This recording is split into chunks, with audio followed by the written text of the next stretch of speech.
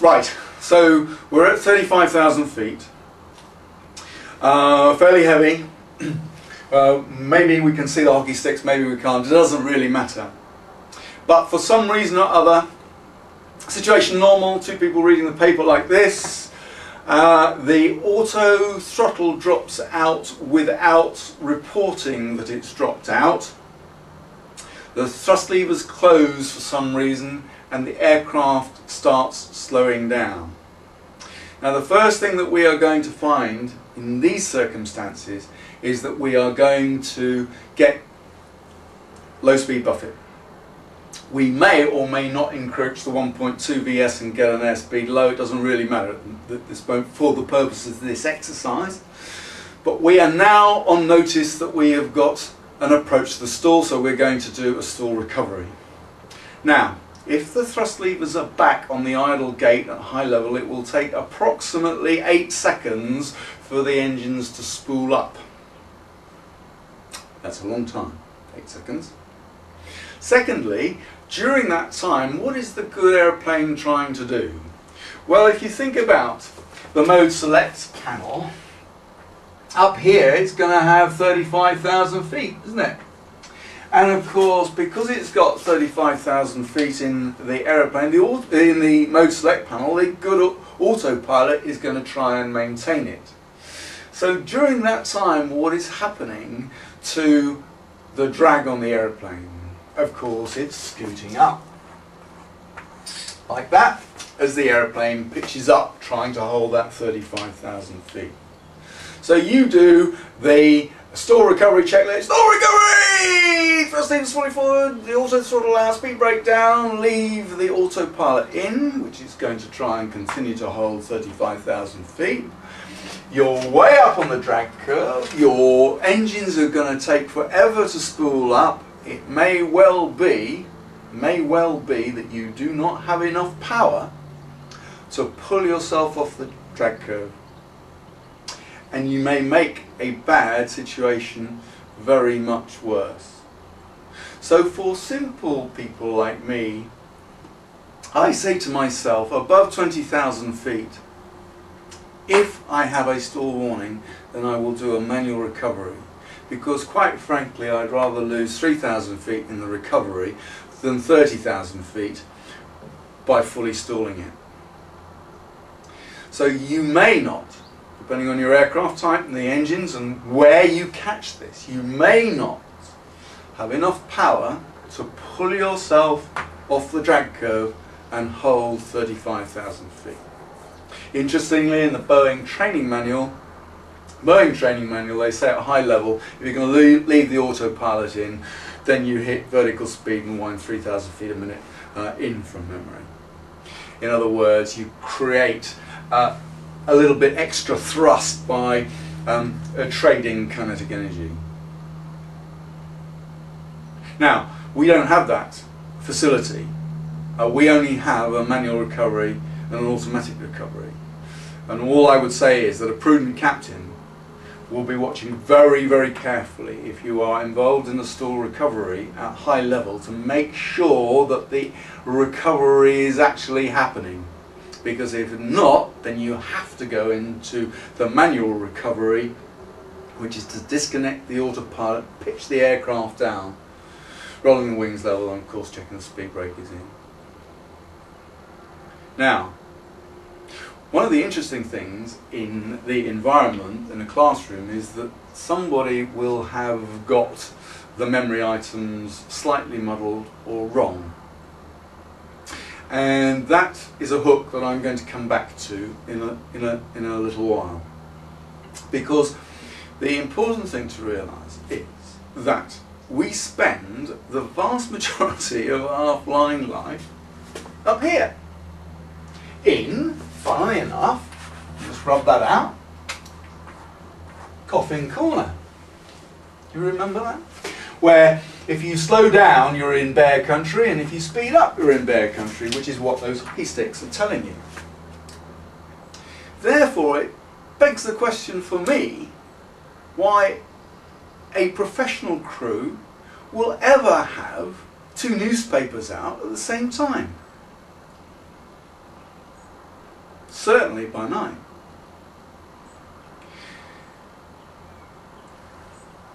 The problem is, and it is a problem, 99.9% of the time nothing happens, and that the aeroplane will autopilot and auto throttle will be as good as gold and will keep you right in the middle of that place in Coffin Corner. The day it doesn't, the world is going to look to you to sort it. And by sorting it means that you do not lose the aeroplane because it becomes fully stalled. Now, if you think about the sort of occasions that may well happen to you, is that you're driving along at 35,000 feet and you get TCAS RA climb. If you disconnect the autopilot and are too vicious, you will create a dynamic stall because you're very close to the margin. If you are at low levels, coming into the hold, let's say for some reason or other the auto throttle is out, or you've been doing some manual handling or whatever, but you come into the hold and you're momentarily distracted, as it has happened on several occasions, and the airplane duly levels off at whatever altitude, you've got no select panel, but the power doesn't come up. The first thing that's going to occur is the airspeed low ICAS. If you do the stall recovery promptly at that point, you've got so much power at the low levels it will just pull you straight off that drag curve, and you will have recovered the situation without a single loss of altitude, single foot loss of altitude. So there is a difference, if you like, between the performance of the aeroplane aerodynamically at lower levels than at higher levels. And it's something that we don't perhaps routinely think about. Hopefully we never experience outside the simulator. But what I'm going to say is that a prudent captain will have thought about that aspect, so that if called to deal with a situation like that, as some of our colleagues have been over the years, we won't be found wanting. Stall recovery. If you think about for a moment, perhaps we weren't slick enough and the aeroplane got itself into a jet upset, and let's say it got into a position like that, nose up with a roll on it. The question I ask is, what would you do first? Would you pitch it before you rolled it, or would you roll it before you pitch it? And again, the classroom, somebody will know, most people will know, there'll be some confusion, and that's a delightful hook for me to hang on. Because what I will say to them, well, is, look, if your aeroplane's like that and it's been presented to you, then you've got no time to dive into the annexes of flying crew orders and to look up, try and find the place and see whether you should pitch it before you roll it, which is in fact the case. High pitch roll, high, you pitch it and then you roll it, whereas if you're low, you roll it and then pitch it. And it needs to be like that, doesn't it? There are things, I think, ladies and gentlemen, that, what I'm going to call, I will put in my safety grab bag. It's what we call it on a boat. The thing that you're going to grab when disaster strikes that will enable you to survive. And for a prudent commander of an aeroplane, it's knowledge that is part of that safety grab bag.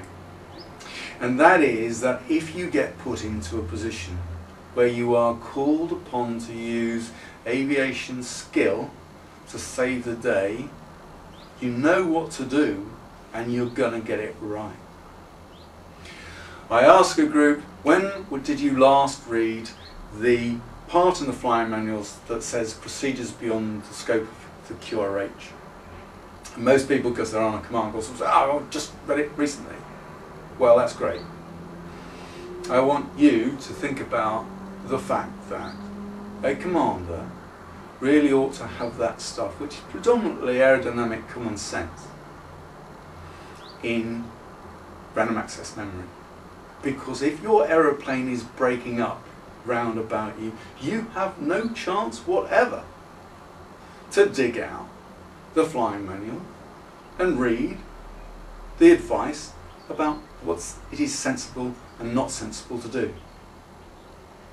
A safety grab bag. A prudent captain thinks about that in the bath or driving to work, not when faced with the first major disaster that is presented to him in an unexpected and unwelcome environment. So, okay, along the way in the classroom, I will have sprung on individuals what is the pull-up go-around checklist, what is the wind shear go-around checklist, what is the passenger evacuation checklist. In other words, I will have just chosen the number of emergency checklists that, in our case on the 400, are memory items assigned as such by Mr. Boeing, incorporated in the flight manual.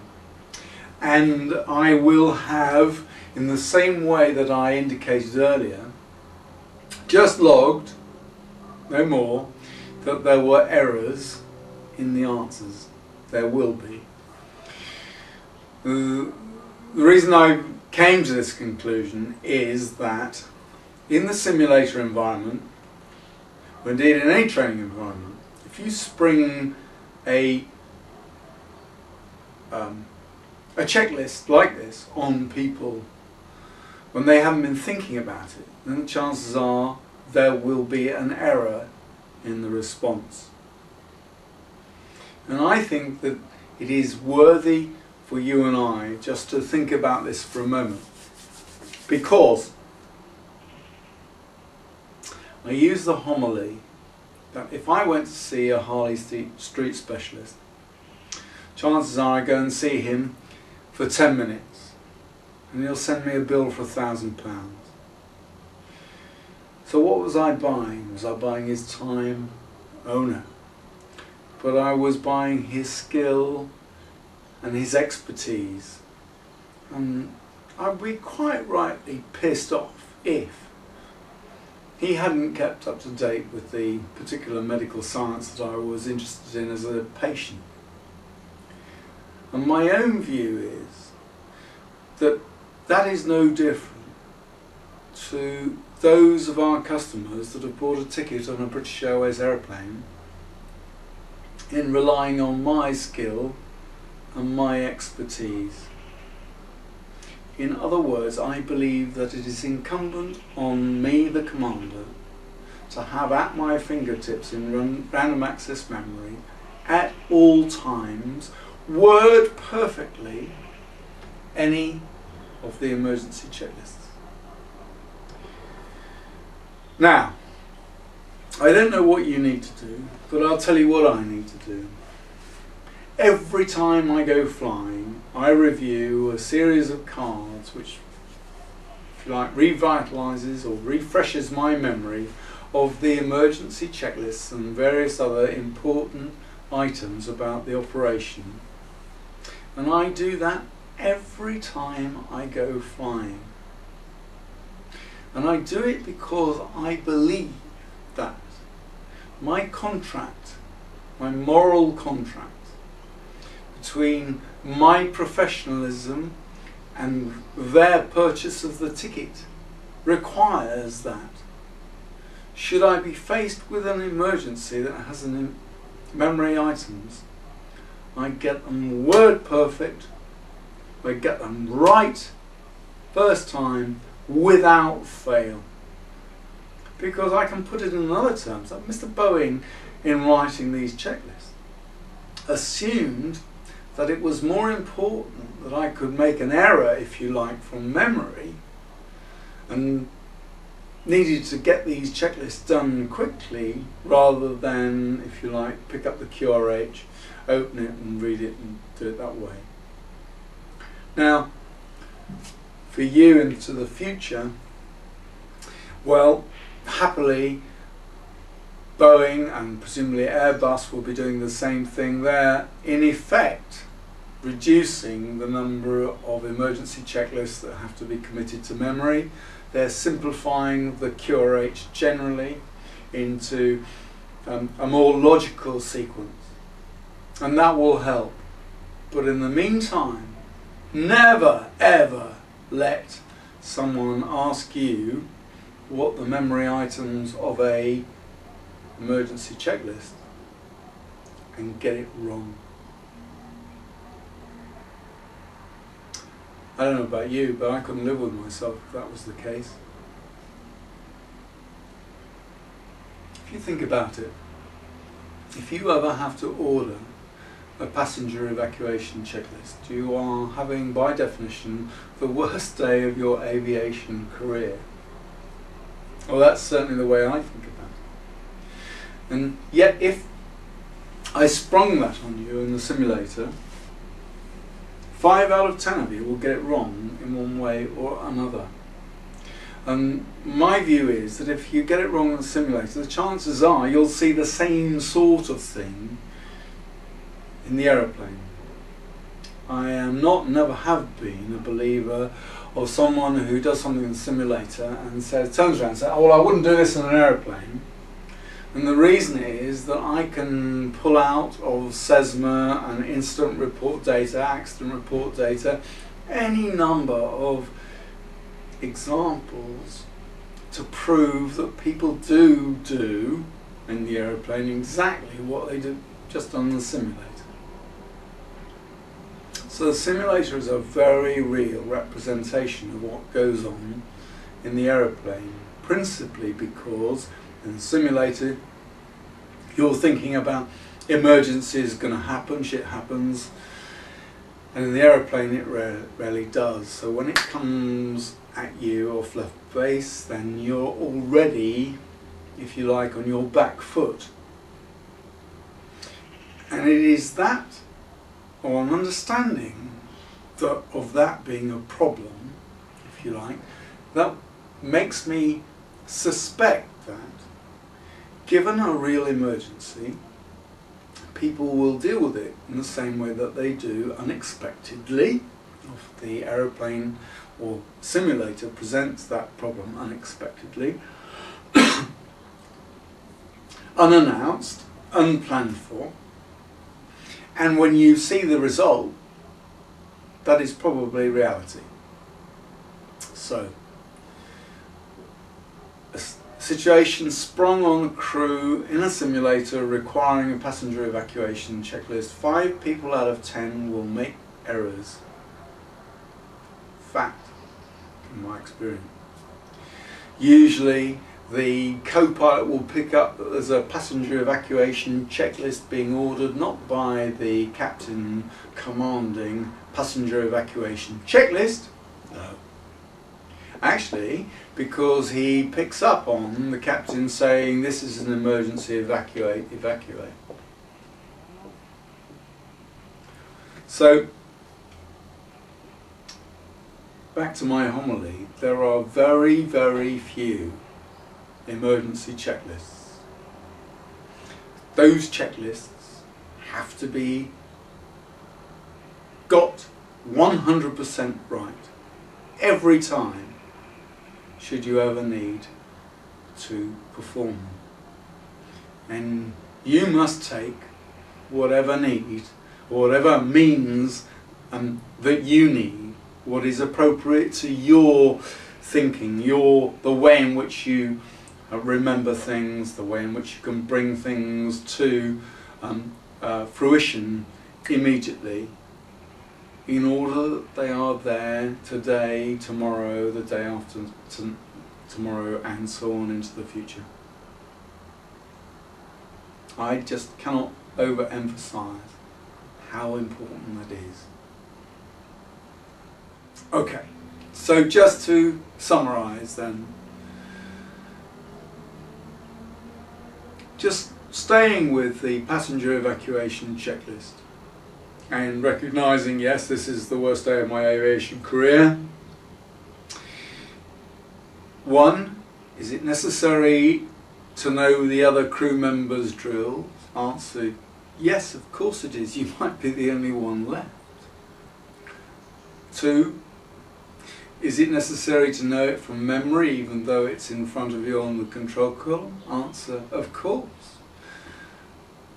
The flight deck might be full of smoke. You might not be able to read it.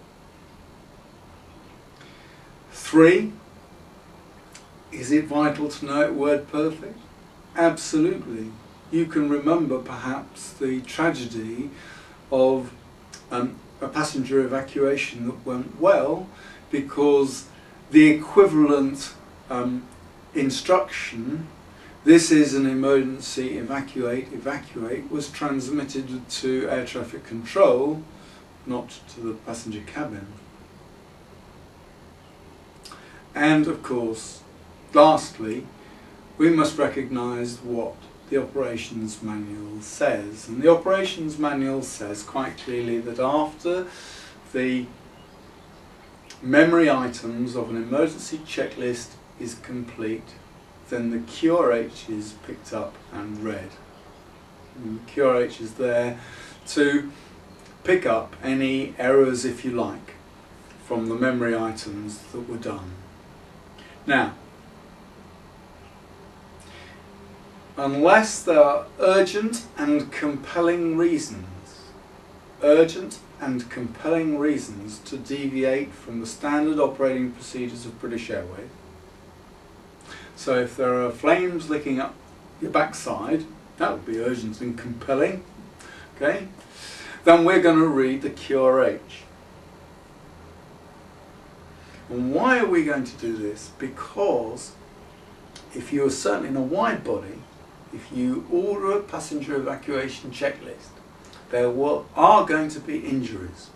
If there are injuries, there will be a court hearing.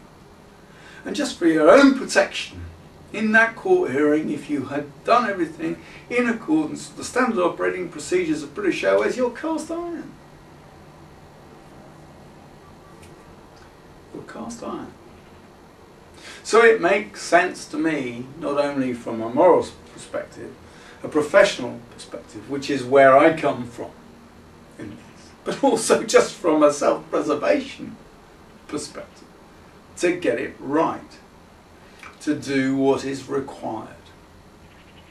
Because 1, you know it word perfect, 2, you execute it word perfect, and 3, you comply with British Airways standard operating procedures. You think maybe that I'm overstating this. And of course, I'm standing here as an instructor, and therefore I'm trying to ram something home. But I would much prefer you think about this in the quiet, in the bath, driving to work, and just consider the ramifications of having to deal with a major emergency by use of an emergency checklist. And I hope that when you do that, you'll come to the same conclusion. The same conclusion, because it's right. As in all walks of life, there's always a funny story to illustrate these points. And I think that the best way of illustrating how important it is that the QRH is read was being in Johannesburg years ago when a Classic had a tailpipe fire on arrival, and the good guys decided instead of doing the tailpipe fire drill, they would do the fire engine checklist, as it was, or engine fire checklist as it was on a Classic, which inevitably made things worse because they didn't blow the tailpipe fire out at all, and consequently they decided to evacuate the aeroplane. So the good captain says, passenger evacuation checklist, evacuate. And in those days the passenger evacuation checklist was that long, and it included the important things as turning the INSs off, because INSs were expensive in those days because they were mechanical. Anyway, the following day, the local papers, or the Johannesburg Times or whatever it is, has a picture of the flight engineer climbing back up the escape slide to door 1. Why? Because they'd forgotten to turn the INSs off. In other words, they hadn't read the QRH.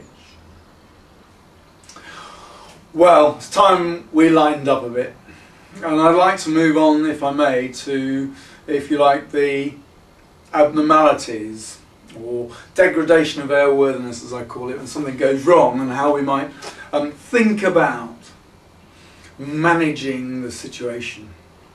And if I stay with the 747-400, there's a switch in the middle of the mode select panel below it that says FMC, and it says left and right, and the switch is always to FMC left.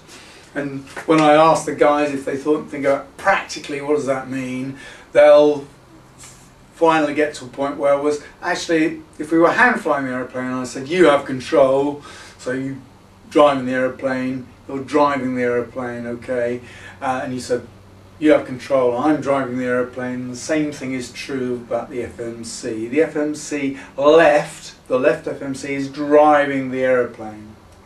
So if we think about, just for a moment, our PFD, a primary flight display, and our nav display just here, okay?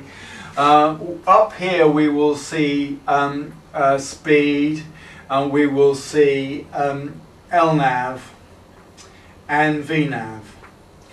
That's how the aeroplane is flown for the vast majority of its time in the air.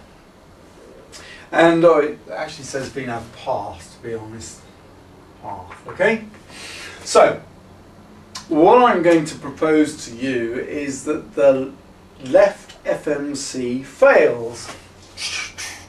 Okay, and what does that mean as far as the airplane is concerned? Well, if the left FMC fails in cruise, can it do speed? No. So what happens is the speed disappears, okay? If you're lucky, over in the ICAS it will say auto throttle and give you a caution. Depending on its failure mode, that's probably what will happen. We'll just put the ICAS up here to say that that's the event. If the FMC has failed, can it do LNAV? No, can't do that, so it puts a line through it. Can it do VNAV path? No. So it puts a line through that, an amber line. And because we're looking at the captains, your side of the aeroplane at the moment, FMC left, what happens to the nav display here? Well, it goes tits up. Okay. And of course the mode select issues are reflected on the co-pilot side. And in addition, anything on the PFD that was driven by the FMC disappears. So on the bottom of the altitude tape, right down there, is in fact the ground touchdown zone, and so anything that has gone because of the failure of the FMC comes up in amber, and of course that's reflected on the co-pilot side as well. Now, on the 747 there are a set of picture switches down this side, and one of them says nav, and on this case the nav is to FMC1, or left rather.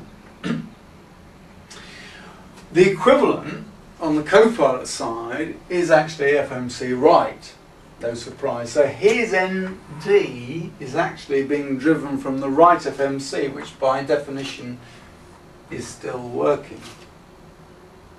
Okay, but of course his mode select looks exactly the same, and indeed his touchdown zone comes from the left FMC. So he's got ambers on his PFD. He can see that the captain has lost his nav display. And the next question is, what happens to the CDUs? Well, let's just make ourselves a space and look at the CDUs for a moment. So there are two CDUs that we're interested in, the one on the left and the one on the right. And so the question is, what happens to the left CDU? And the group will think about it for a while and say, yeah, well, it goes blank. Indeed, it does. What happens to the right CDU? And the guys and girls think about it and they say, well, it's on the right. Right's okay, should be all right. And that's what logic says, but unfortunately, that's a very, very, very powerful switch. And it ties the right CDU to the left FMC, which has gone tits up. Therefore, that goes blank. So I asked the question, right, okay, we've got nothing there, the auto throttle has dropped out. We've got a line through LNAV, we've got a line through VNAV path, we've got other amber on the PFD, both PFDs, we've lost the captain's ND, we've lost both CDUs. What does the average crew think has happened to them?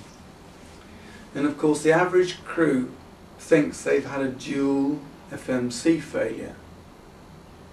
So I will ask the question, how long does it take before the ICAS reports the problem? Start my stopwatch and continue talking, because most people will not know this and no reason why they should. But you can see that there are two things that are going on here. One is, guess what we practice in the simulator? We practice a dual FMC failure. What do those symptoms at first glance look like? A dual FMC failure. I'm still only 30 seconds into this conversation. And therefore, if the good crew say to themselves, we've got a dual FMC failure, and they do the dual FMC checklist, guess what? They now have a dual FMC failure, and it was pilot induced, because it is not until just now that on the ICAS it says FMC left.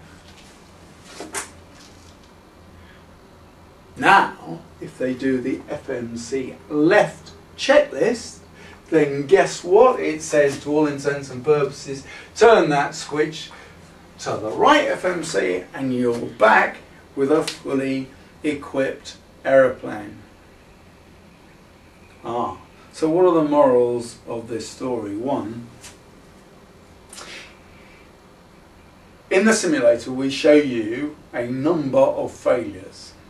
And that's good because it gives you practice to deal with those failures, and it gives you an approach to handling problems which actually stands you in very good stead.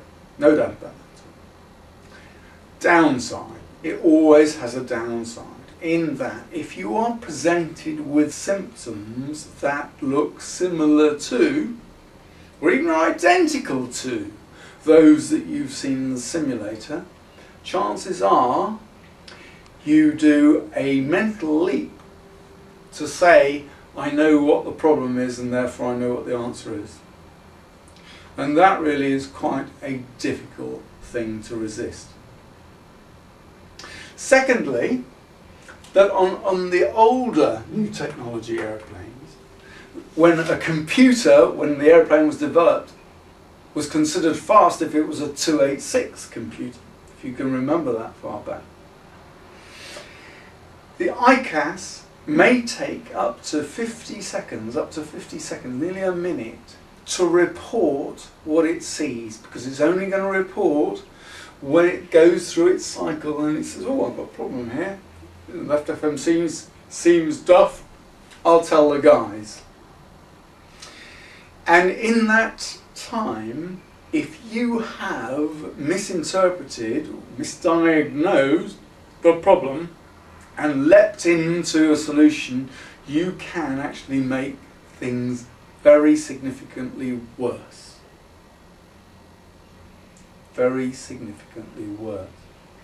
So there's an interesting thing from our point of view as commanders to recognise that there is a world of difference between those sorts of checklists that we were talking about earlier, such as stall recovery, where you've got to do it fast, or disaster strikes, rejected takeoff, another good example, pull up, go around, another good example, wind shear, go around, another good example, where you've got to act almost instinctively in order to keep the operation, or to keep yourself alive, probably is a better way of describing it.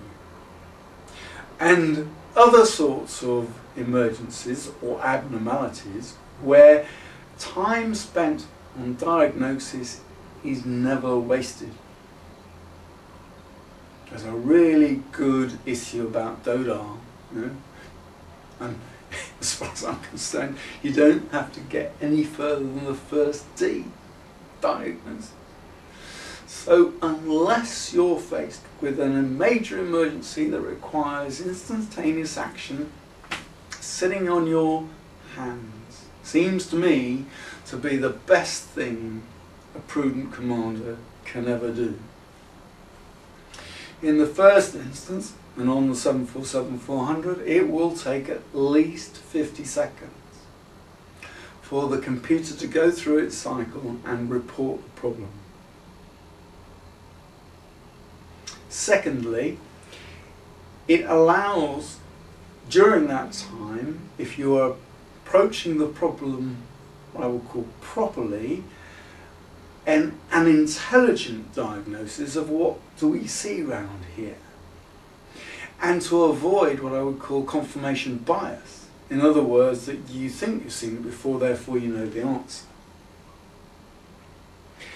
And if you consider that for real, these sorts of problems only occur very, very rarely, then getting the solution right is even more important. Now, the board is a mess, and I'm just going to draw a line just for a moment here in order to go back to look at what the ICAS does for us. Okay, let's just take a moment to think about the ICAS, the crew alerting system for the older technology aeroplane, of the newer technology aeroplane, and think about some of the shortcomings, if you like, of this technology. We know that on the ICAS, if there is a warning, it will appear up here in red. And it will stay there in red for as long as the symptoms exist.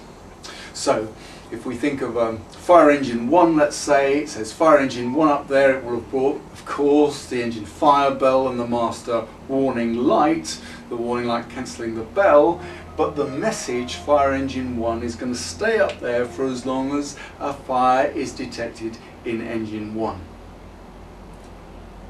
And similarly, if there was a config gear, let's say, that warning would stay up there in red until the particular symptoms have gone away. Perhaps we put the gear down, it was up, so on and so forth. So, a red warning will stay on top for as long as the symptoms are there. But that is different to, very different to, what I'm going to call the amber warnings. Cautions, alerts, messages, character messages. Anything in amber will come up as and when the ICAS sees it. And we saw earlier on that some ICAS messages will only be seen after quite a long period, 50 seconds on some 400. But in any event, they'll only be brought up on the ICAS as and when the machine sees it. So, if we take an example of an engine running down, engine 3 running down, tick, tick, tick, tick in old terms, as the gauges unravelled, the first thing that will come up on the ICAS will be elect gen off as the generator falls offline. Now we could do the elect gen off checklist until the cows come home. It wouldn't make the slightest bit of difference, because the next thing that it sees will be engine 3, let's say, fail. And if we do the engine 3 fail checklist, then we will have corrected the problem. So the moral in this is to recognise that the machine will only bring things up as and when it sees it, and it will not put a hierarchy on them. There is no hierarchy, effectively, to ambers. As an extreme example, we show you in the simulator something that will never happen, which is all the generators falling offline. It will result in 5 pages, from memory, 5 pages of amber messages. And the only one of interest to you really is the elect gen off message, caution, because if you correct one of those elect gen off messages by recycling the switch, then the warnings will start unscrolling as things come back online. Now, it means to say that time spent on diagnosis where you have multiple cautions, multiple ambers, is never wasted. It is never wasted.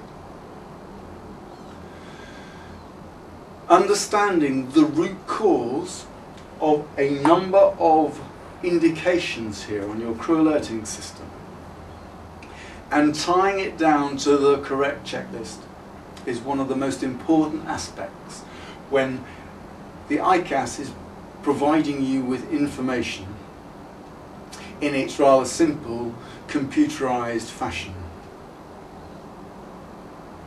Time spent on diagnosis is never wasted. Okay, we have agreed together, I hope, that time spent on diagnosis is never wasted. And one of the things that I think you might like to consider as a commander is the way in which you handle the checklist, given that you will know that the QRH will have traps in it. Now, it is fair to say that in general, if I see a crew make a mistake using the QRH, then it's the crew. However, if I see 2 crews or more making the same mistake with the same checklist, then clearly it's the checklist's fault. And quite a lot of the improvement to QRHs over time is really driven from the feedback of how we see crews handling the checklist in the simulator. But with the best will in the world, and of course you're in a happy position that over probably the next few months we're going to see a dramatic improvement in QRHs, particularly on the Boeing fleets, as they are being simplified, the number of checklists with memory items is being reduced, and they're going to be in a standard format where only in one area can the company add to the checklist, because it will be part of, and of course QRH is part of the flight manual. So traditionally the view that you take about a QRH is that the company can only add to it, you can't take away from it, but of course you can change it into a different format, which is what almost all companies do when they buy their airplane. They then transform the checklist, and that's some work that Boeing start doing at the moment to improve matters. Now, that all said, we have a situation here where we are faced with a degradation of airworthiness because we have a checklist to do, because the ICAS has informed us through a caution or multiple cautions that there is something wrong. Now, the way in which we approach this will materially impact the outcome. And over the years and the different jobs that I've done, it was evident to me that a crew that deals with a problem in a disciplined way, invariably improves the situation. But conversely, a crew that is faced with the same problem but deal with it in what I'm going to call an indisciplined way, invariably makes matters worse.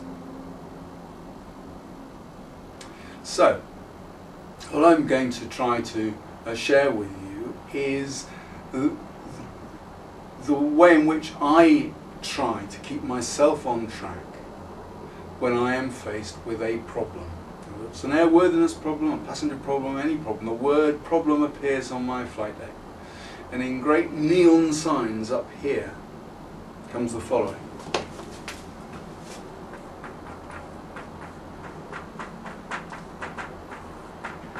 Fly the aircraft. Make it safe.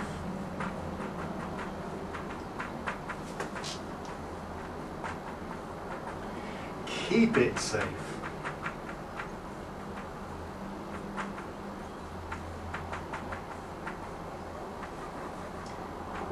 Do what's best for BA. And it always, always, always runs from there in that direction. Now, it really, really doesn't matter what disciplined approach you take, providing one, it is disciplined, and two, it always starts with the top one, fly the aircraft. It is my view, looking at accidents and incidents over time, that there are no new accidents. There are only old accidents in a different disguise, if you like, or dressed up differently.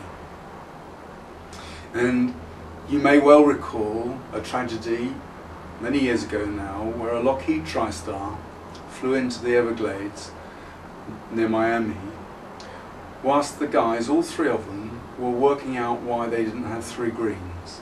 The reason they didn't have 3 greens was because a filament had gone on one of the indicators. And all 3 of them were so involved in handling this, turns out to be not a problem, but problem. They flew the aeroplane into the ground and everybody died. Now, it is just so easy, so easy. We are can-do, will-do people to get involved. And one of the most difficult things that a commander, or difficult challenges that a commander has to face, is not to get involved when it is inappropriate to do so, but to ensure that the operation is managed safely whilst the problem is being resolved. Very, very difficult. Very, very difficult.